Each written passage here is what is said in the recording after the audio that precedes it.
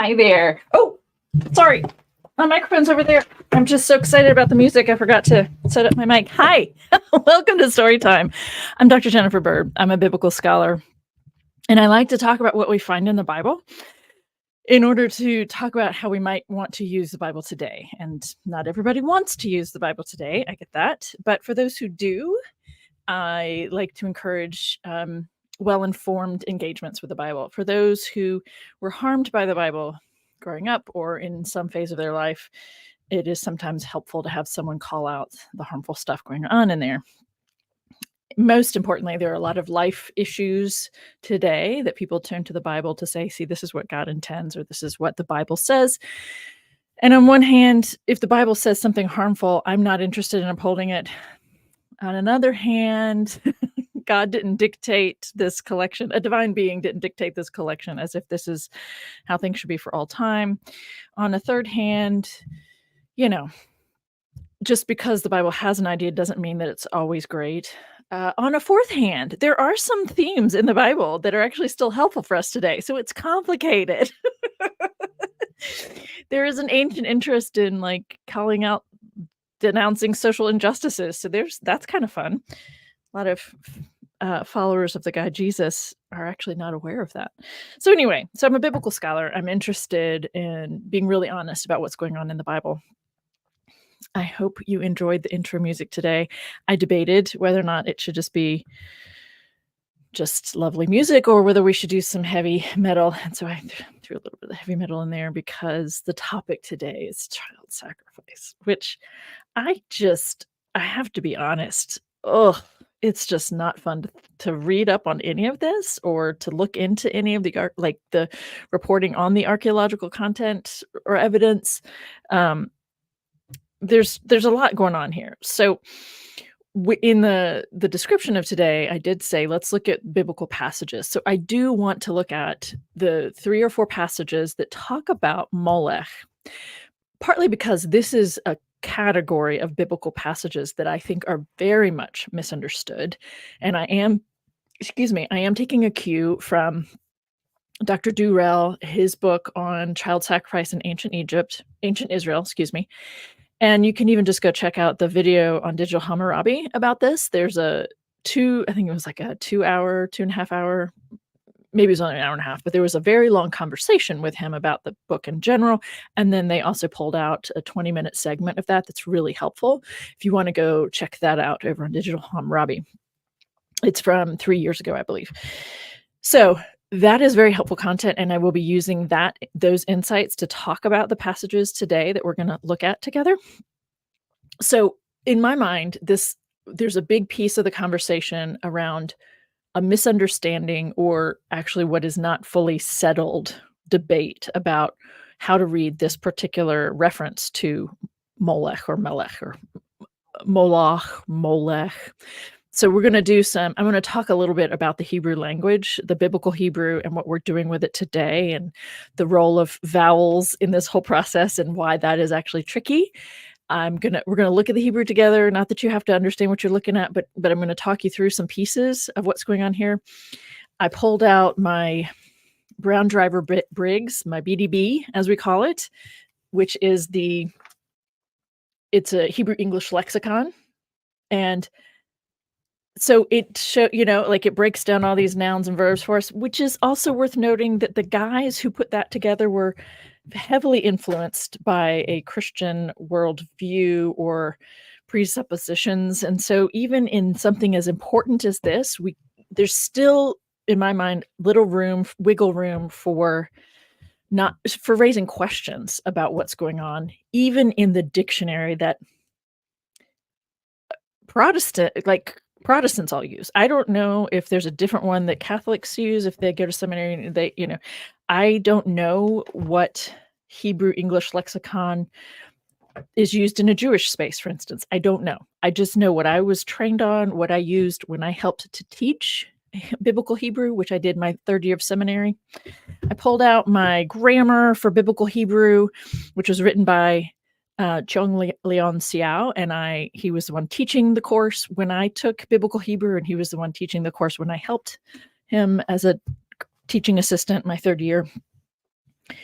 good stuff here, right? I've got some things pulled up in terms of the English and the Hebrew parallels, so we can look at these verses together. Um, so so there's one piece to this, which is the molech piece, and then there's another piece which is related to the tophet or topheth, and this space that is talked about in the ancient world and is dramatically affiliated with people of Phoenician origin. And so historically speaking, Phoenicia is northern Israel, Lebanon, that area, Syria, um, today. So we have people from north of what ends up being the Israelite location. We have people, historically speaking, who have a practice, right? And there's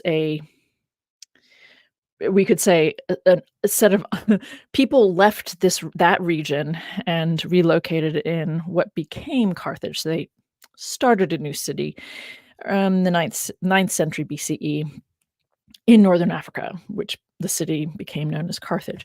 There's a lot to look into in terms of being careful about what we're talking about. And this is tricky. So so there is a burial location with many urns, right? So we have collection of burials of remains of infants next to remains of animals. So there are reasons to read this evidence as these are sacrificial remains.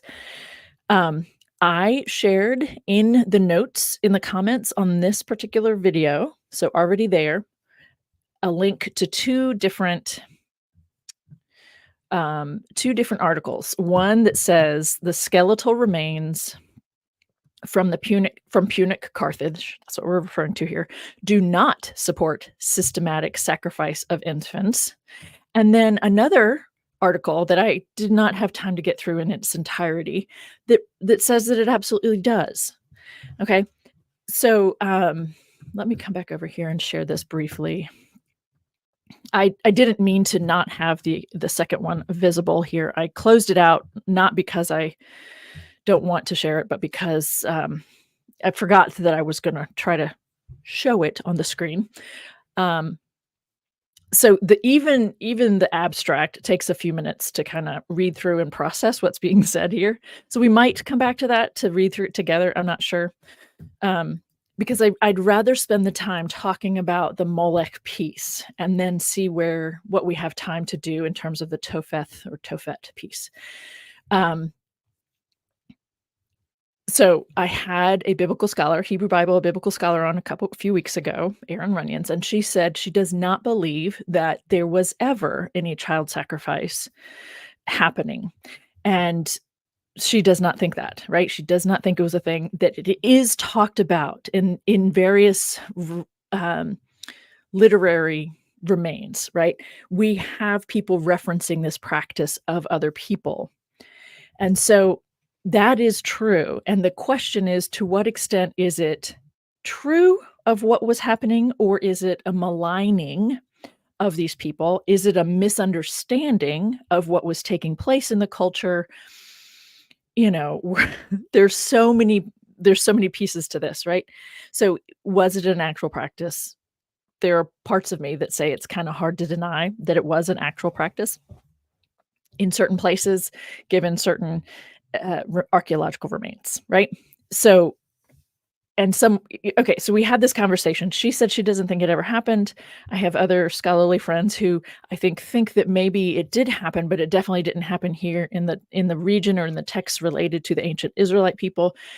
So you can find scholars essentially that will stand on lots of different claims on this topic. Okay. Just reading about some of this, it was almost too much for me. I almost decided not to do this topic today. I'm not sure I can think about this stuff. But I do think there's something really valuable in taking that first step, which is talking about the passages related to molech. or Moloch, depending on how it's interpreted. Okay, so that's what we're going to focus on for now and see where it leaves us. And looking at biblical passages. Okay. So one of the things I want to say, and this is trying to summarize what Dr. Dewrell says in his text, Child Sacrifice in Ancient Israel, about this Molech piece or Moloch piece, which is what it boils down to for his understanding. And if you want to see some great footnoting, actually, the book that he presents, the evidence that he presents in the book is not as in-depth as what he puts in his dissertation. And if you go look at the book, it's pretty impressive, the amount of content he has, archaeological evidence he's looked into on this topic, okay? So his reading of the Molech piece, and we'll look at the letters in the Hebrew to show you what we're talking about, but is that there are two different ways, or there's more than one way of understanding what's happening in the phrase. And so is it to Molech, as in to a being or idol named Molech, or is it as a Molech, as in a form of a sacrifice or an offering? And then there's another piece, which is interesting because what is also open to interpretation is that people are putting the wrong vowels on those three consonants. Okay, so this is where we need to go ahead and go look at some of the Hebrew together. Again, I know that people, most people don't know what we're looking at when you look at Hebrew lettering, but I'm going to show you enough of what's happening so that you can track. I believe in your intelligence and your ability to do these things. So we're going to just trying to make sense of some of the visuals, okay? Are you game? Oh, I thought you were.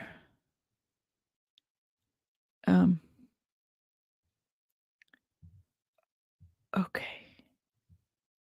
Okay. Oh gosh, I always do this where I end up catching the end of an exchange. I'm like, oh wait, is there something I need to respond to? Sorry, let me go back to just looking at content with you.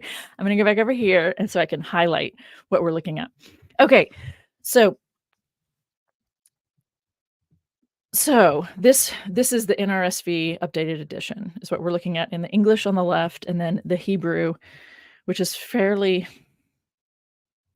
well, yeah, I'm just going to say it's fairly consistent. It's not as much up for debate, at least in this situation. So what we have, all right, so the phrase, you shall not give any of your offspring. I'm just going to look at this piece in the Hebrew, okay? You shall not give. And this is actually a second person singular. It's not plural, worth noting for whatever reason, but it helps to know these things. So you shall not give any of your offspring. So what this going on in the Hebrew over here? So I think you all know this, but just to be clear, with Hebrew, you start on the right, you read to the left, right? You read from right to left in Hebrew. So we start over here. And so this is and, this little thing, ooh, is an and. So mizar acha. Mizar acha is what we have here. So this is from, so this min in front, and which doubles this letter, whatever. So this is from zara, which is from your seed. And then this from seed, and then this cha at the end is the second person male singular possessive, right? So from your seed. So we're talking about children, right, as your seed. So from your seed, right? Lo titain. And so lo is a general negation, right? You shall not give. And this is a form of the verb natan. And so if you're interested in this, why isn't there an N in the letter that represents the N? Do we have an N in here? Anyway, we do. Here's an N. This is what an N, the noon looks like in Hebrew, would normally be here in between these two letters, but it drops out and it gets smushed. The wandering noon. So it gets smushed, or however you want to look at this, into the letter after it. So Doesn't really matter. I'm just trying to explain some of these things if you're interested in the visuals. So do not give. Do not give. All right. So here's where we get to the part about to sacrifice to pass them over, right. So this language of sacrifice them is not what's being said, right? So this is so in the Hebrew we have le, which is to or as or some sort of, sometimes it's a directional, like something you're giving something to that, or it can be as a thing, okay? And then so the say, oh shoot, sorry about that. I'm not sure what just happened. Um, mm, mm, mm. What just happened? What just happened? We're gonna do this. I'm gonna get it back. I'm gonna get it back. Here we go. Sorry. So we have these two words, right? The le ha-avir, and then we have la molech. Little emphasis on the mo part. Lamed, mem, lamed kaf, la molech. So you shall not give any of your children to the passing over to. So this is where, the verb form here is in the middle or at the end. So the root of Hebrew, right? In Hebrew, the way I was taught it, right? We learn Hebrew using 3 consonants as the root of all words, whether it's verbs, nouns, adjectives, all of it. You learn the consonants, and then you learn, collections of consonants together and then, if it's a place name, you have lots of things added on besides just those 3, but and yada, yada, yada. And then you also have things like that are short, like particles and things that we, all kinds of different things, but you start with the root. And so the root here is these 3 letters, var, the ayin, bait, and resh. And then the pointing, the vowel pointing is what we call it, below down here. And then a yod is its own consonant, but it also gets paired with this little dot down here to be a particular E form, like it sounds like E. So here is avir, but it's a hifil form, ha'avir. So the hifil verb form then is about causing something to happen. So to cause to what? Cross over? Let's see, I have when I was looking this up, was trying to figure out the form of the word here. And so avar as a verb is to cross over, to pass over, sometimes to pass through or traverse. And so I get to the hifil because this ha at the beginning, and then this ear, this I yod, is a part of the hifil verb form. And so that is rendered,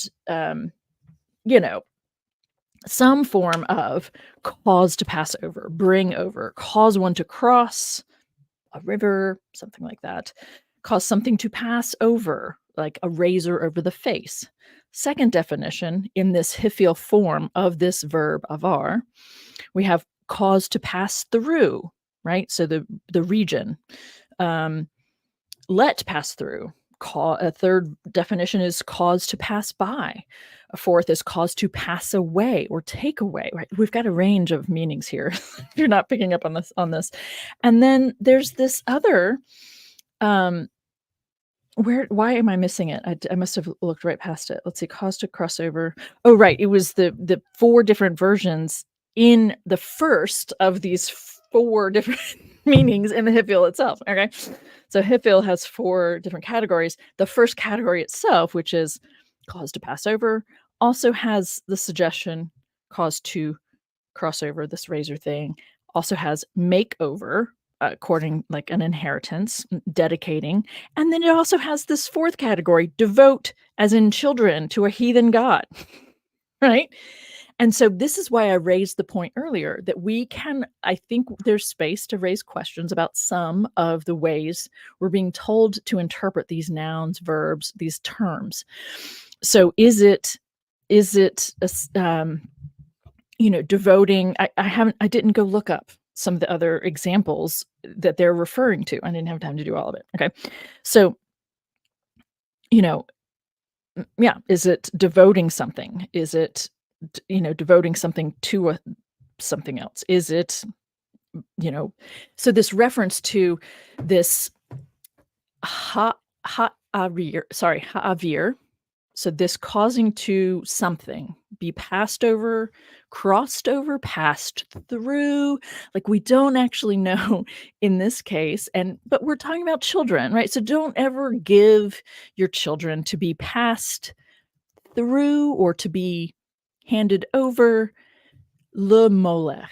And this is where Dewrell's scholarship, right? I'm just summarizing it. I'm not getting into all the nitty-gritty or whatever, but his scholarship on this is really important because he looks at, and we're going to go look at the other verses together. He looks at and kind of raises a question about, and in comparison to other situations where there is an offering being made, right? You can this the construction here, the la, so this lamed with the line under it is la, right? La molech. So is it to a being called molech? Is it as a molech, as a type of offering, which is what Dewrell settles upon, and I find it rather compelling. The thing that's interesting here is that when you look at these 3 letters in the Hebrew, the Mem, Lamed, and the Kaf, those are the 3 letters. If you give it different vowels, if you give it, instead of this vowel underneath, this little trifecta here, the little triangle, if you give it 2 of those instead of what's here, this holum up here, if you give it 2 of this, it's actually the word for king. So, pass over to the king, to a king, because this would be la molech. Anyway, so my point here is, given different vowel pointing, this is a very different phrase, right? From your children, do not give to be passed over, to be given over to the king. I mean, that's a very different rendering of these same Hebrew words, right? I'm not trying to suggest one thing or another. I'm trying to point out how glitchy or how tricky it can be. Let's go ahead and look at the rest of this just to do it because it's here in front of us. So velo, so and do not, right? Tuchalel. Tuchalel. This is the chet, which is different from the hey, which looks very similar, but this one's connected, so it's the chet. To chalel. And so the verb form chalel also has lots of meanings, shocker. And what's interesting is some of the verb forms, to bore, as in to pierce, right? Also to play the flute. I mean, this is fun. This is fun, right? That we have a mixture going on here, but there's also a significant section of to defile or to profane, right? So the English, and so profane. So do not do these things, velo, and do not profane. This is the second person masculine singular, and do not profane. Et shame. So this first part is et, and this is shame. Shem, I suppose, is how I normally pronounce that, and that's the name. So this is an article, direct object article. So, and do not profane the name. And this is Elohecha, which, right? So it's a second person singular masculine, your God, Elohim. And then we have Ani Adonai, is how I used to pronounce it when I was, when I try to respect that there may be people here who do not want this tetragrammaton, which is what the 4-letter name here, this yod, hey, vav, hey, is what the consonants are in this name, right? Yahweh. Out of respect, I would say Adonai. So Ani is I am well, the Lord is actually not what's happening in the Hebrew there. I am Lord, Yahweh. I am that God. So, you know, it's not like it's entirely different, but what's interesting is when you look at the history of the use of this la molech, is that molech or molach, whether you put whether you put an e there or an o, um, that is actually a character that isn't really solidified for people. I didn't realize until Paradise Lost, like Milton's Paradise Lost, like kind of solidifies this dude. And so again, I don't have time to get into all the history of reception over this. But to make the claim that this is you are giving your children, causing them to be passed over as a form of an offering, to a being called Molech, to the king, like, you're not gonna do that, whatever it is. But Molech itself, in my opinion here, does not require it isn't required that we see this Molech as an actual being that we are dedicating children to. It is just as often, and this is where you need to go read, or you could even go watch that 20-minute video over on Digital Hammurabi, to see the nuances of how he comes to this claim. So I'm not going to tease out all the nuances, but there is enough textual evidence to suggest that a way of interpreting or translating, how those are kind of the same thing, this phrase is as this form of a dedication or this form of an offering. Okay. I'm going to stop sharing and come back and see if there are comments that I need to respond to. Often you all are just having your own conversation, which is great, and I love that. Are there any? Did I miss anything? I don't think there are any important, like none of the like standout comments or questions that I need to address. It doesn't look like. I will take questions. I guess I'll just say this. I'll take questions at the end. So we're going to look through the other 3 verses, and we won't take as much time because I spent a lot of time looking up all those words so I could address them. And we'll go look at more at just the passages themselves, primarily, and looking at the Hebrew to help show you what it is I'm seeing when I look at the English translation and why I think that maybe the English translation is misleading based on a long history of demonizing and actually personifying, right, the Molech, making it a being or an idol or something that people are sacrificing to, and that's being read onto these passages. So let's go look at the next. So I put the passages in the notes of in the description for this video. So the next one is, there are only 4 passages, by the way, that refer to Molech. That is also worth noting, right? It's not like he's all over the place. This thing is being referenced all over the place if it's only being referenced 4 times. Okay, so Molech, let's go look at Leviticus 20. 5 verses here. So Leviticus, the book of Leviticus is about purity and impurity, and I have a tangent on that I picked up from Eve Levavi Feinstein in my reading for the Marriage in the Bible book, which is ritual impurity for men is always talked about in terms of the things they've come in contact with, and it isn't talked about in light of a man becoming defiled by the act of sex. It's never ever a thing for man.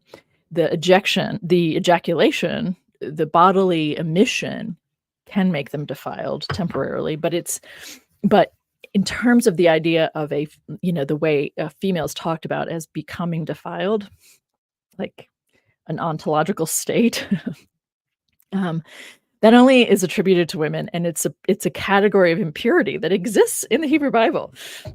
But the scholars who talk about purity and impurity don't talk about this category of sexuality when it's being done to a woman.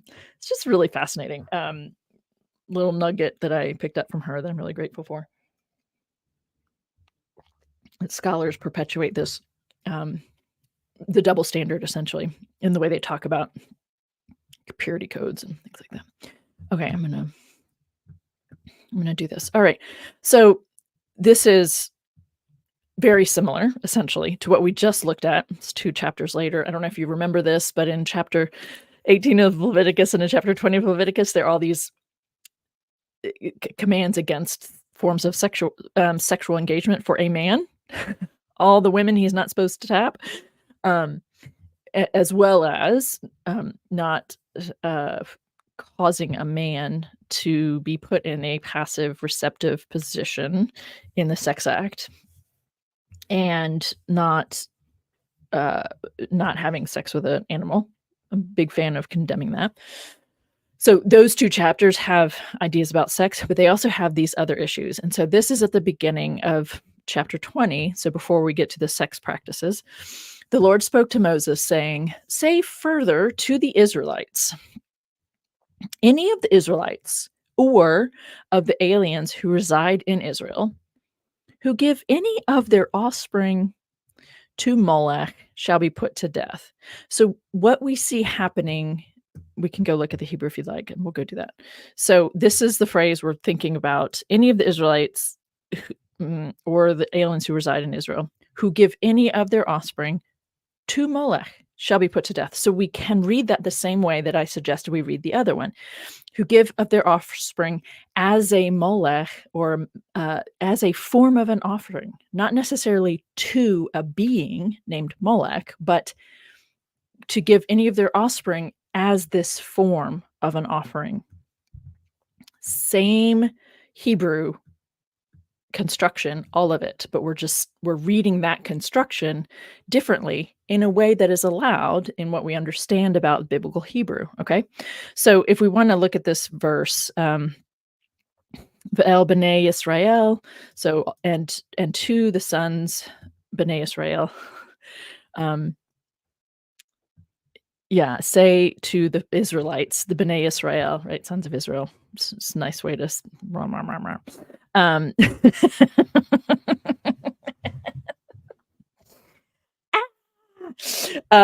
right. Okay. Tomar, excuse me. Tomar, ish. I think this is something they're trying to clarify in the Masoretic text, which I'm not going to get into. So, Mibnei Israel. So from the sons of Israel, which is being translated over here, any of the Israelites. So the Hebrew suggesting from the sons of Israel.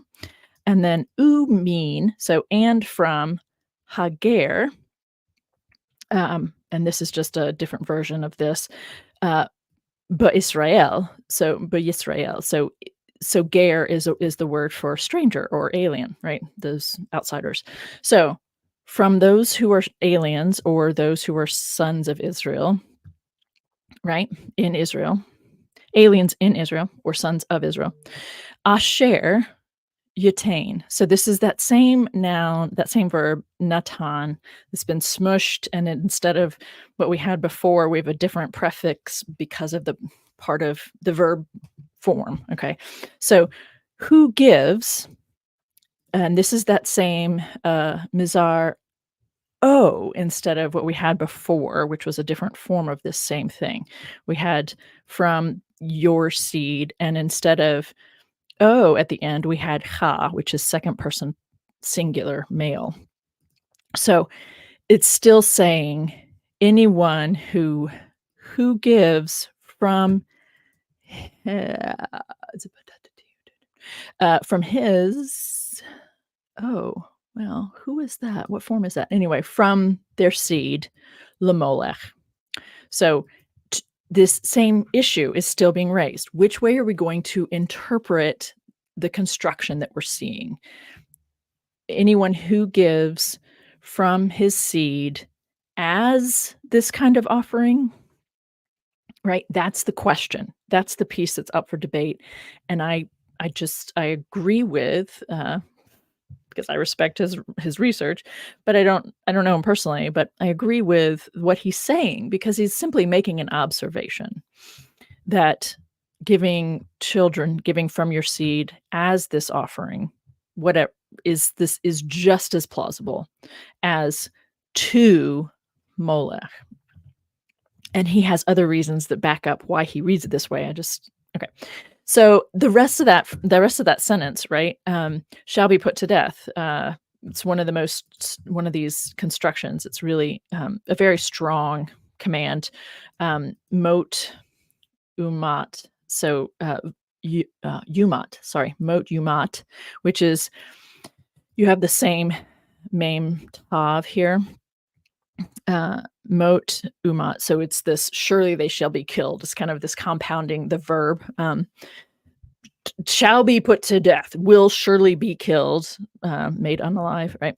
And then this is the people of the earth, eretz, haaretz, excuse me. Yeah, and this is Ir gamuhu. Yeah, Ir gamuhu, ba'aven, which is with stone.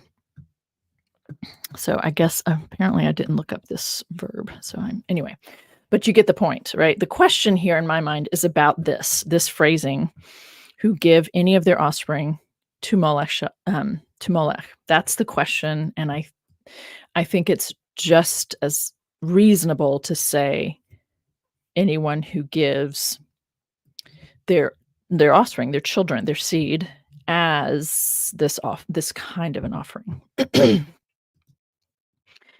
We're going to come back over here. I'm going to go do the other two verses since I don't see specific questions. So let's see.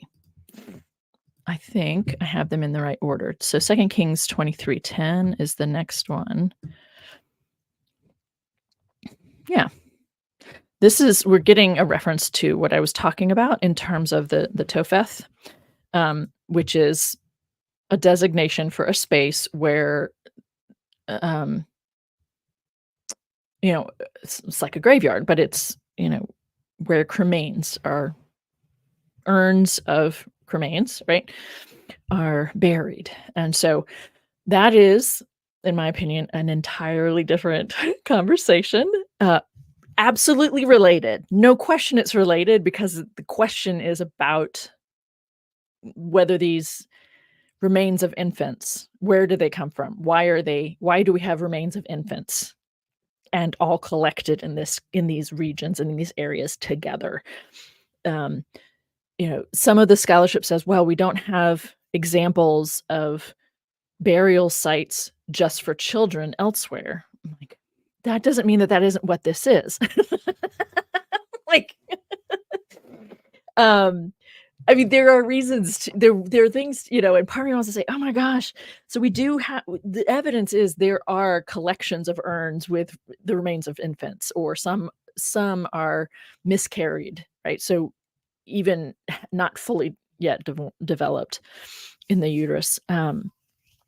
So, what does that due to? Is that, those are buried with these, less than year-old infant remains, right? So what's that about? Well, we do have a thing where infant cremains are being collected, in a thing. So just because it does happen at these Phoenician sites, but doesn't happen elsewhere, it doesn't mean that it isn't actually happening here, and it doesn't have to have malicious intentions or actions behind it at the same time, right? There are other ways of reading that. So, in case you can't tell, it makes me very uncomfortable to say that people were actually doing that with, I can't even say it. It makes me very uncomfortable. So I'm going to dance around the Topheth for now. Tophet, is what we have here in the Hebrew on the right. So the Tophet, this is a definite article, which is interesting. He defiled Topheth as if it's a place or a thing, but this is utame. I'd have to go look up that verb again. Utame et. So he defiled Hatophet, the place or the thing. Asher B'nai Hinnom. So that's the Ben Hinnom. Oh, excuse me, Bagay, so in the valley, the valley of Ben Hinnom. And then we have over here, Bagay Ben Hinnom, so a variant. So here's one variant. Whoops, excuse me. Here's one version or one variant, and here's another variant that's very there are debates over which is a proper or what best. So, Levil T, so that no one would make a son or daughter pass through the fire as an offering to Molech. That's the part we're interested in. Levil T, Le Ha'avir. We've looked at this. This is the thing that has been in the other two passages, right? Le Ha'avir. Ha'avir. Le Ha'avir. Ish et Beno. So, Ish is the word for man, et Beno. So this what they're doing here in the English, so that a person at Beno, and then or and, depending on how you want to do this conjunction, at BT. So this is a definite article. His son, or definite article, his daughter. And then what we have here is Ba'esh Lamolech.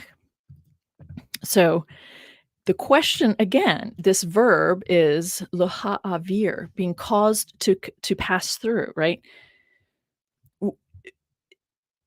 Right? So no one would make a son or daughter pass through fire as an offering to Molech. Well, that isn't necessarily so that, a person in reference to his son or his daughter, Ba'esh is in the fire to Molech, but right? And so in the fire as an offering is it the idol or god Molech, or is it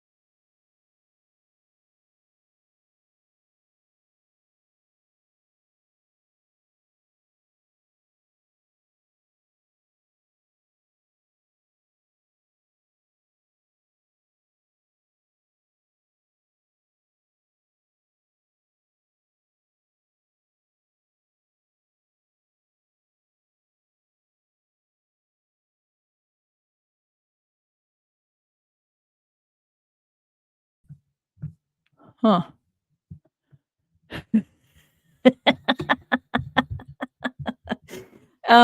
Thanks for hanging in there. I appreciate you all hanging in there. I see that there's still some of you here. I appreciate that. Yes, we're back. The devil's busy. I love the comments here. This is nice. She must be silent to the YouTube gods.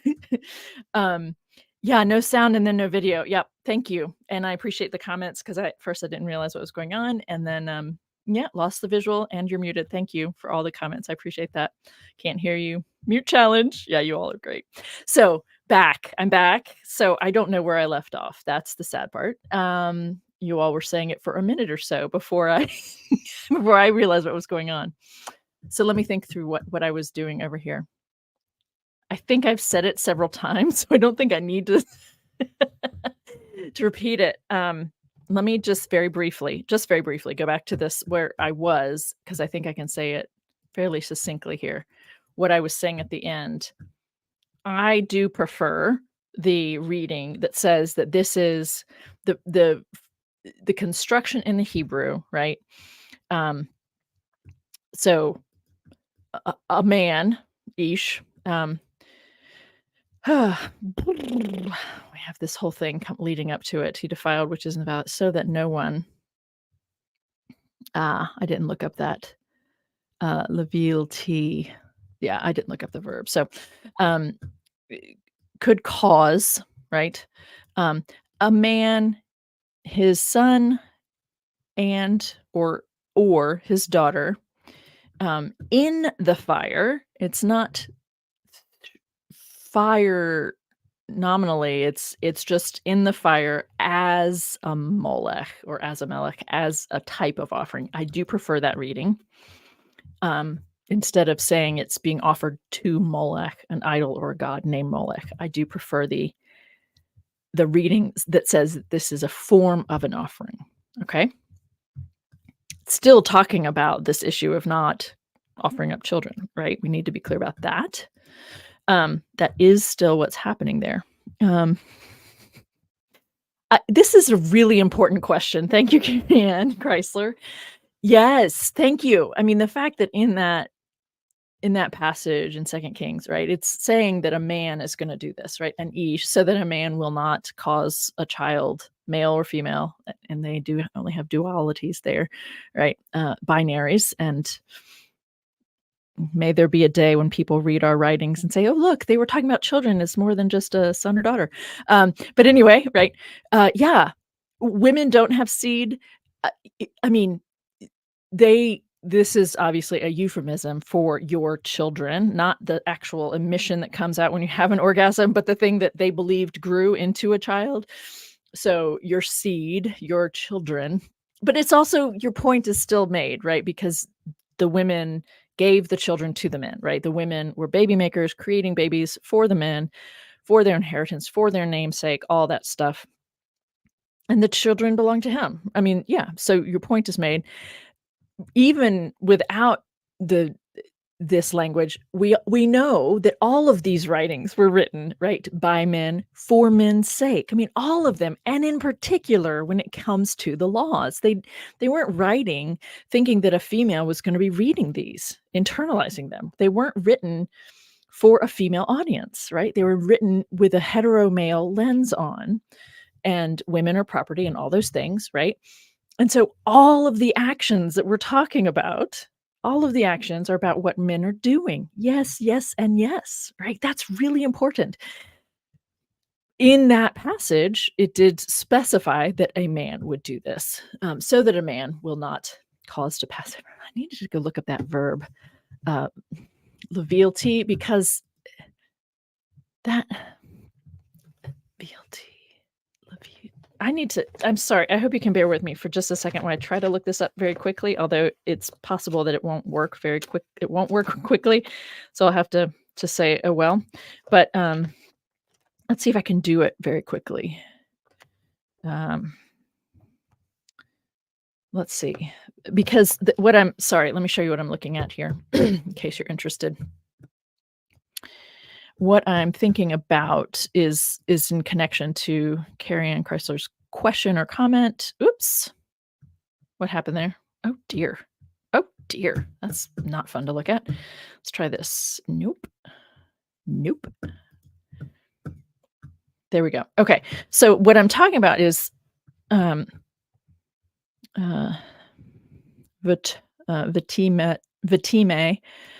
I'm assuming that means defile in some way. It's a different form than what we saw before in terms of defiling or profaning. It's a different verb. And then this is defiling the Topheth, not Topheth as a singular thing, but the Topheth as in a thing out there that we can go defile. Asher, so which is in the valley of Ben Hinnom. So in the valley. And this is the thing we had two versions of, right? So he defiled the Topheth, which is in the so that no one would make. So, and this is an interesting example because the Leviel. I'm sorry. So this is what I'm looking up. I didn't look it up earlier. Leave. Oh, yeah, Leviel.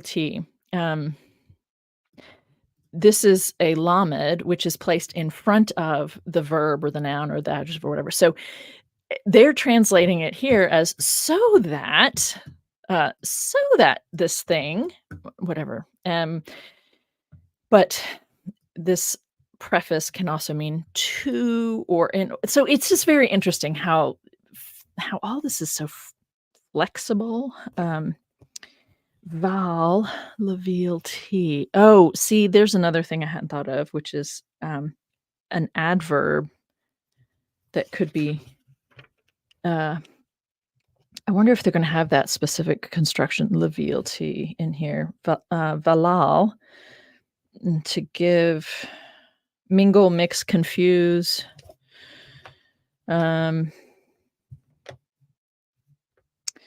The name of a sacrifice. Oh, a different form of the verb there. Okay. Balul. That's not easy to say. Leviel. I'm sorry I'm not up on what I was afraid I might actually make more of a mess today than be helpful because I'm not as quick on it as Kip and Josh and all the others are. But I figured I could make a decent enough stab at it to make it to be productive. Just see really quickly if that collection itself is a thing. I don't think so. It doesn't make sense to me in what I can think of. But let me just double check.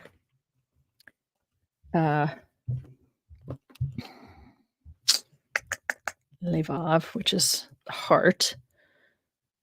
Yeah, but that's not what this is. Levav.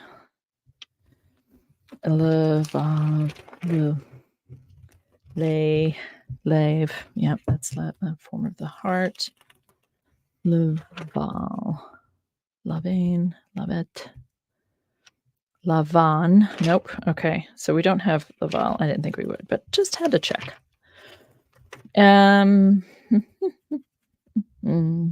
Yeah. So there's some form of thing going on here that I'm not. Right. So that no one would make a son or daughter pass through fire. Like this, I feel like this is really important. And I feel like I should have. Yeah. Anyway, there is something significant about this that isn't showing up in the. It seems to me isn't actually or accurately showing up in the translation. But I'm not. But anyway, I don't know. So anyway, to cause to pass over. And the order here is also very interesting to me because I would expect a man, his son, and or his daughter, this laha'avir, to cause to pass over, should go here after the reference to the what he's going to cause to pass over. Anyway, so to me, there are a lot of questions going on here, and there you have it. We have one other verse to look at in reference to Melech, and then I think we're gonna call it a day because treading into the waters of the Topheth or Tophet is a lot. And I did share, in case you weren't here at the beginning, I did share links to 2 articles in the description to this video. One that says that the skeletal remains from Carthage absolutely do not endorse that there was mass child sacrifice. And the same remains are being read and interpreted in an earlier article to say that they do, right? So this is the epitome, right, of this whole venture of being well educated so that you can weigh in on a conversation. It's tricky. It's just tricky, right? We're going to read the same material 2 different ways. I think this is the one we want to look at. Yeah. Okay. So they built the high places of Baal. in the valley of the son of Hinnom. U u yivnu et bamot habaal. Bamot, the high places. Habaal. Asher. Begay. Begay ben Hinnom. It's a different form of the Begay of the valley. They built the high places of Baal. Yeah, Bamot habaal. Of the Baal, not of Baal. See, this is another thing, right? Perhaps our own years of tradition and things, right? They built. This is Vayivnu. This is they built. The high places is, and then Ha Baal is the Baal, not high places of Baal, but of the master, of the Lord, of the God, of the Lord. Right. So we're demonizing. The English translation is making a step of definitiveness that I don't think the Hebrew allows for. It's interesting. Anyway, what do I know? I'm sitting here stumbling over things. Anyway, in the valley of Ben Hinnom. So in the valley of Ben Hinnom. And then here's that thing again. L'ha'avir. L'ha'avir. So again, they're not, so to offer up their sons and daughters to Molech. So to cause to pass over, to cause to pass through, to cause what, right? That's the thing, is how are we going to handle the avar, the hifil form of avar. And I've lost my tab, apparently. Is it this one? Oh, gosh. Yeah. The hifil form of avar. Is it cause something to pass over? Something to cause to pass over? Bring over? Is it making a dedication? Is it devoting? Causing to pass through? Cause to pass by? It's just, so anyway, okay. To offer up their sons, that comes from what? So this is to cause to cross over something. And then we have et benehem, their sons, plural, their, right? Second person plural masculine. Ve'et benotehem. So again, their daughters. Offer up their sons and daughters. Yeah. Lemolech. So as an offering. Asher lo tzivi team velo la. Okay. I did not command it. Right. Nor did I enter my mind that they should do this abomination, causing Judah to sin. Okay. They built the high places of the Baal, of the Lord, of the God, something in the valley. To offer up. It just doesn't jive for me, because it's not, this is a different rendering of how they've translated it in the other passages, but it's the very same thing. To cause their sons and daughters to cross over to Molech, to Molech, or as an offering.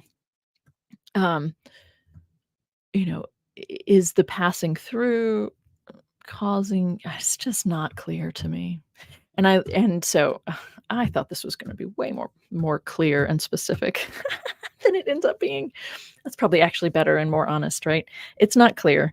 But I do think that that Dewrell's rendering, especially with all of the other pieces of his argument, which I haven't delineated, because I spent a lot of time trying to read all these other articles instead of making sure I had all of his points memorized. So I do, because I read through his argument, and also listened to him explain his argument, I do I do agree with him on that way of handling this molech. It's as this form of an offering. I do have in the notes in the description to this video the passages where the Topheth is referred to, and that actually not that many. We could probably do them really quickly. So we've looked at Leviticus 18:21. We've looked at Leviticus 21-5. We've looked at 2 Kings 23, verse 10. Quick reference to molech, to lemolech. So as what I think should be translated as this form of an offering, right? Not to the god Molech, but as this form of an offering, which is being called a Molech. And then that also raises the other questions, which is, to what or whom is this type of offering made? Is it actually an offering to a king? So it's as the Molech offering, which is something you give to a king. I mean, that's a very, very different connotation, right? But it's a question we really can't answer. Then we just looked at Jeremiah 32:35. So there are two other passages very quickly. Well, one is quick. Let's see if we can get through that one. I'm not sure I want to do this though, is the problem. Because it's talking about the Topheth, and I don't high place of the Topheth to burn their sons and their daughters in the fire. All right, let's look at this. And they go on building the high place of Topheth. Banu, Bamot, so building the high places, Ha-Tophet, of Tophet, the Tophet. So so they're building Bamot, so Ha-Tophet. They go on building the high place of Tophet. Yeah, the high places. This is so interesting. Like, all these things, Asher Begay Ben Hinnom. So this is why Dr. Runions referred to this, right? There is the valley of Ben Hinnom, or the son of Hinnom, which is it, right? Ben means son, so the son of Hinnom. That's fine. To burn their sons and their daughters in the fire. So let's look at what's being said in the Hebrew here. Le Sarof. Well, if you know the seraph, right? Seraphim, right? That's that name for that form of a divine angelic being comes from saraf, which means to burn, right? So this is the infinitive form, lisrof, right? To burn, et benehem, so to burn their sons and their daughters, ba'esh, in the fire. Asher, lo, this is again, which I did not command. So again, which lo tziviti, which I did not command. Velo alta Levi, which I did not, nor did it come into my mind. I did not command, nor did it come into my mind, which I did not command, and it did. Alata, it did not arise upon my heart. Levi. We say mind at times, but it's more about the heart here. Anyway, but this is saying, right, in order to burn, but this is the saraf or saraf, the verb form saraf, we did not see in any of the other references. Did you notice that? It's a new form. It's a new verb that I'm referring to here, right? In order to burn their sons and their daughters in the fire. So not the same thing. There isn't a reference to lemolech, the form of an offering, but this is an issue, right? And so this is where it raises the question of the connection to the Topheth. Is this an actual practice? Is this a thing that was being practiced, or is this a misunderstanding of the collection of these cremains in the Topheth and the influence of the Phoenician people in this part of the world, in Canaan, ancient space called Canaan or Canaan? Is this a denigration of people, that this particular piece of evidence is blown out of proportion? And it's fine to do that if you're talking about your enemies anyway. Who cares? It's actually helpful if you can say that the people you don't like have this horrific, unimaginable practice. Okay. So there's one other, but it's the whole chapter of Jeremiah, and I don't want to look at it with you because it's just a lot, and there's too much. I mean, there's just too much to look at. Let's see. Does it help to look at? I In Topheth they shall bury until there is no more room to bury. That's interesting. So Jeremiah chapter, if you want to go look it up yourself, I guess I could. Jeremiah chapter 19.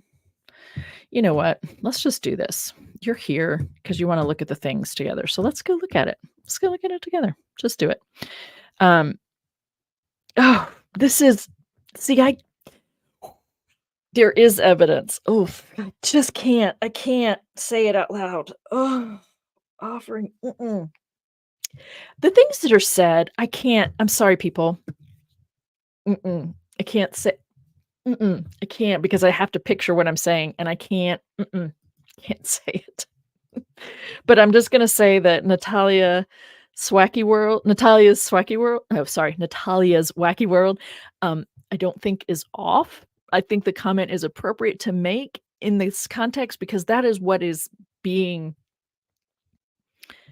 I can't even put it on my screen. I'm so sorry, Natalia. I just can't. It's making me nauseated.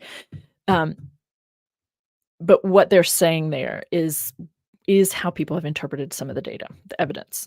And I'm not gonna deny that is what it looks like, right? So that's out there. I'm just gonna let that be because I can't do it. I can't talk about it. Not today.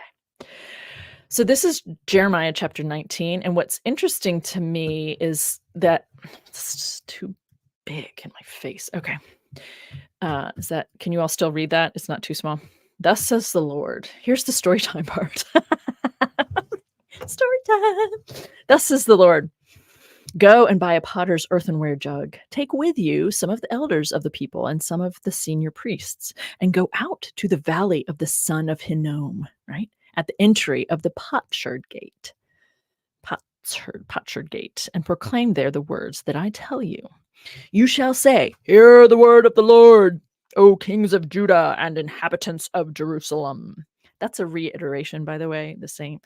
Kings of Judah, inhabitants, kind of a way of, that's a Hebrew poetic device that's used a lot, is to repeat your thing in a slightly different way to emphasize.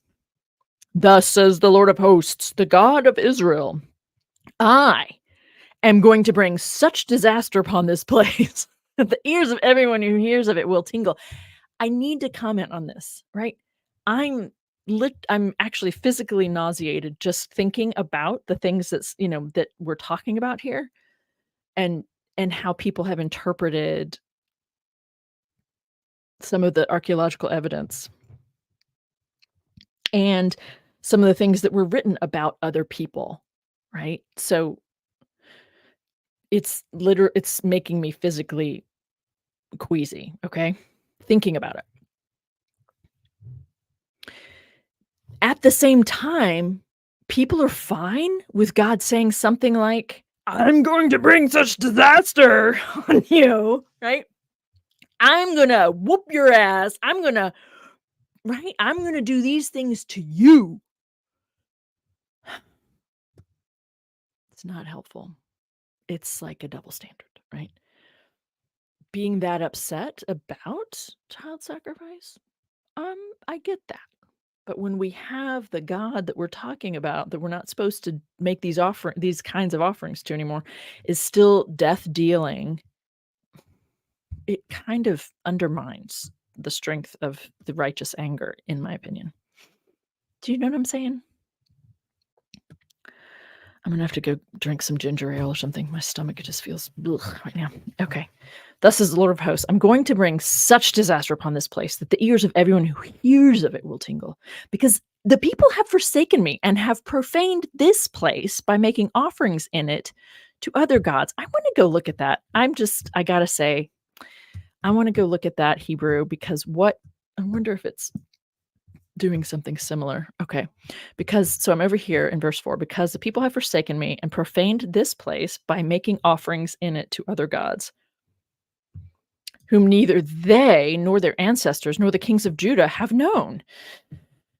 sidebar about that, but let's not get caught up in that quite yet. So, because the people of forsaken me have profaned this place, Va'an, Asher, Azavuni. Azav- Az- Yep, needed to look this up ahead of time, which I didn't. So, et Makom. Oh, Makom is the high place. What was I translating as the high place? Oh, this place. Yeah, Hamakom. Hazeh. So this place. Um, Vi Katarubo. Vi Katarubo. Qatar. It's not Katav. It's a different form. Anyway, Lelohim, two gods. Acharim, so two other gods. Asher lo yada Oh, they did not know. Yeah, yadam hama. Okay, so that's interesting. Profane this place, making offerings in it. So I don't see the making offerings verb. So maybe that's what this is. A very different. This is a different. Yeah, in it. So this is a different verb than what we have been seeing in reference to the molech, the type of offering. It's a different verb form altogether, which is kind of interesting.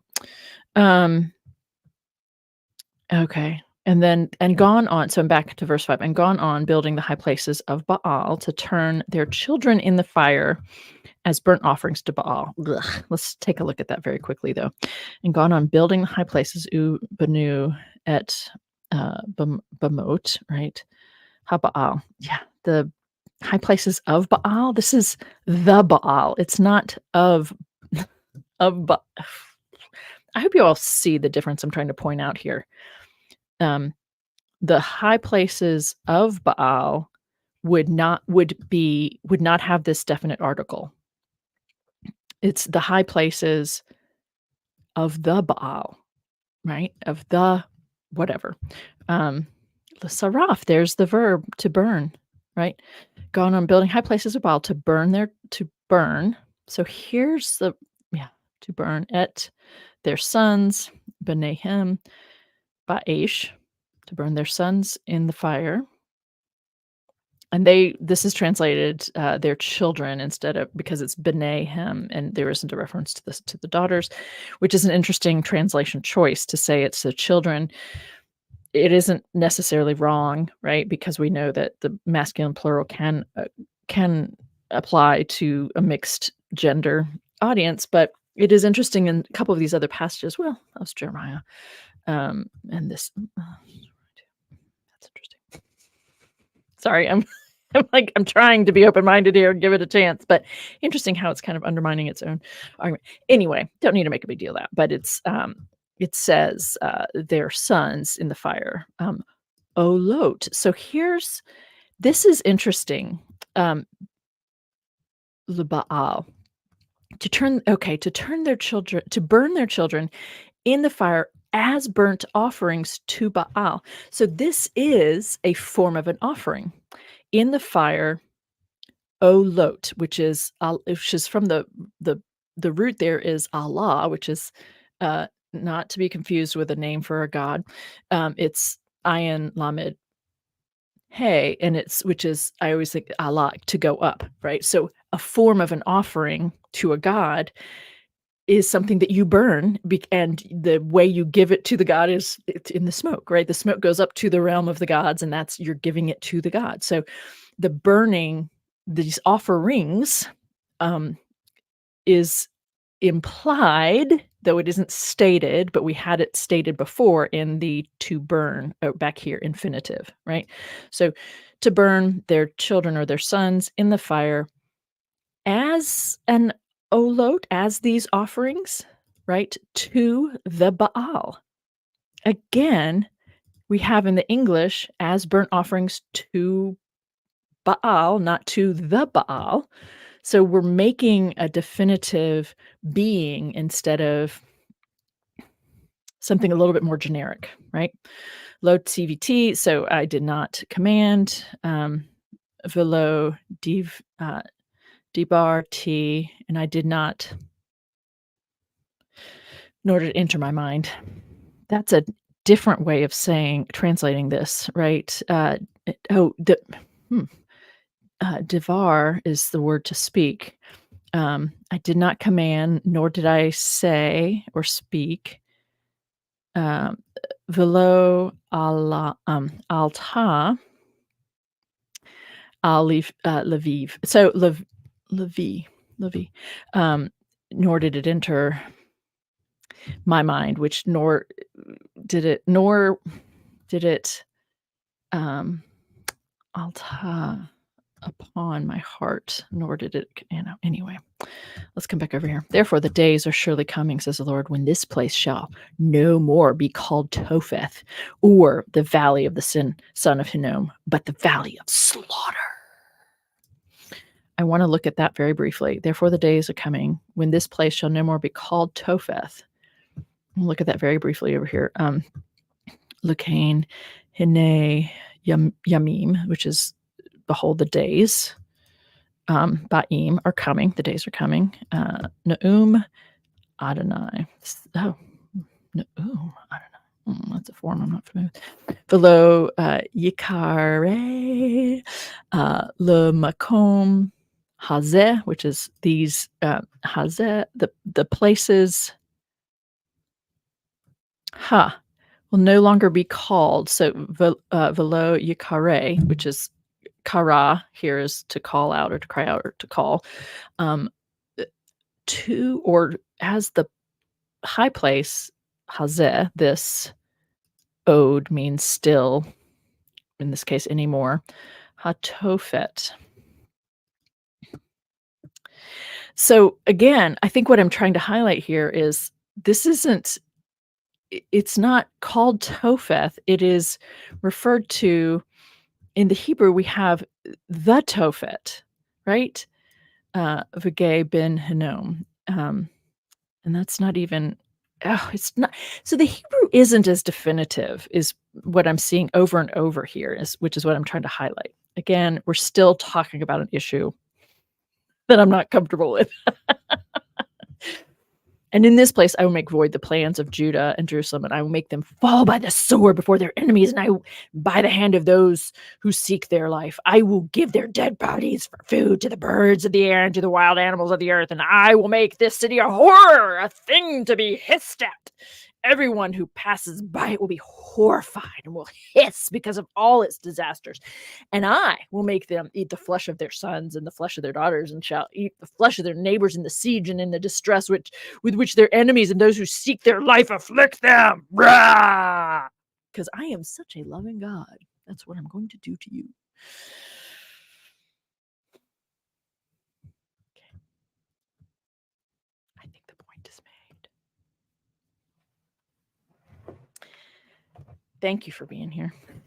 Do we have any questions that I need to address? It doesn't look like it from what it does not look like there are any specific questions that I need to address. So I hope there was something helpful in this, in trying to show you what people who are looking at the Hebrew are engaging as a way to try to offer an interpretation. Translation is interpretation, right?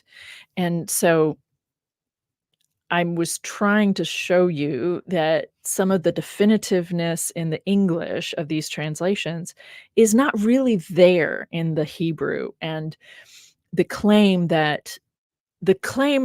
reference to a practice of offering children to a god Molech does not really hold up. And there are other reasons why, but it makes more sense to me to refer to this as a form of an offering. And it is worth asking, if that is the case, then is the kind of offering that's being made named for or in reference to the king instead of a deity called Molech? Anyway, but the point is, the belief and the framing of saying that this is about children being sacrificed to Molech is a way of reading those passages clearly, because it's in the interpretations, it's in the translations, but it doesn't make as much sense as simply referring to this as a type of an offering, which changes things around this claim of the molech, and then it takes on its own life. That is related to, but also separate from, this issue of the Topheth, and so that's why I offered 2 articles for your consideration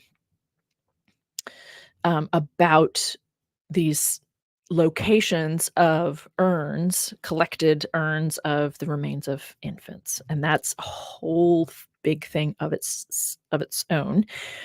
What I will briefly note is that my colleague Erin Runions said that she doesn't think that it was actually practiced, and plenty of people will say they think it actually was. They are all engaging the same evidence, just reading through different lenses. And I don't have a stake one way or the other. It makes me really uncomfortable to think that that was a very common practice, but I'm open to that being the case. It's just that it's interesting to me that others who have lived in that part of the world and done their own research as well find a different reading of the evidence. That's all. That's about as far as I can go today, I think, and still respect what I'm saying. Respect my own commentary here, or what I'm offering. So you can go look into it yourself. I have other ways I want to spend my day. I guess it's part of the thing, instead of trying to master all of that content. So thank you for being here. Was that last dramatic reading from your album? That's my honest reading of when I read passages from the Bible that have God being really angry. That is how I read in person, which is one of the reasons I decided to do Storytime live. When I had classes, I'm referring to this question from Tommy Stewart. When I had classes in person, I would I enjoyed doing the Storytime part, because that was reading them more in a more engaged way. Like, that is often what helped people to stop and reconsider these things. So you get that on the regular for me if we're reading that kind of stuff. Okay. All right. So next week I'm back to doing something on my own. 2 weeks from now is my colleague Shelley Matthews, who teaches at TCU, Texas University, at Bright Divinity School at Texas University, Texas Christian University. She will be coming on to talk about some of her work, which I have drawn upon heavily in my own presentations on Myth Vision, things like that, in relation to the content of the Book of Acts. It's actually a very interesting conversation to have. She's also just a delightful human being. It will be fun to have her on in 2 weeks. If you're interested, I am doing a conversation on Sunday on History Valley, talking about original sin. I've been releasing this week and last week some clips from the story time that was talking about the models of salvation in Paul's letters, and the clip that I was editing today is, I think, my favorite, because it's the clip talking about Christianity as being thanaphilic. Christianity as a thanaphilic religion means a death-loving religion, which I certainly didn't think about until I was out of graduate school. I was in graduate school, I think, before I really gave that serious consideration. And I didn't talk about it a lot in the first few years out of graduate school, because it felt like a step or two too far. But I think I'm just kind of at the point where I just think these things need to be said. So anyway, that's why I got the headbanger music, was for that clip. I kind of like it. So that'll be coming out soon. My point here is I'm talking about original sin on Sunday, talking about Paul and his letters. My next book, which I've started to kind of peek into again, is on Paul, a different reading of Paul. And then I'm producing in the next, hopefully, week or so, 2 short courses on making sense of Paul and his letters. So some videos that you can access to rent or to purchase. Basically what I'd offer in a classroom on Paul. So those are coming Sunday time, 3 p.m. Eastern, I think. It's listed in my lives. So I think it's 3 p.m. Eastern. Is this going to be really weird if I open up YouTube on the same browser? It probably will be, but I'm going to do it anyway. Oh, 4 p.m. Eastern. 4 p.m. Eastern. Thanks for asking, Oneida GC. Yes, History Valley, Jacob Berman, just the two of us. Because of the last conversation on his channel didn't go as well as he had hoped. It went precisely as I had expected, to be honest. When you start talking to newer Testament biblical scholars about Paul, it just doesn't usually go very well. All right. Thank you for being here. I will see some of you maybe on Sunday. Come join us, or next week. I know what it is I'm going to talk about. I've just forgotten at the moment, so I'll create that early in the week. But please look for the videos, the clips on food for thought about what Paul has said about sin. I think it's really quite interesting stuff. So thanks for being here. Let's see. What are we leaving on tonight today? Do I have I think this is the only end screen I have. Thanks, folks. See you next time.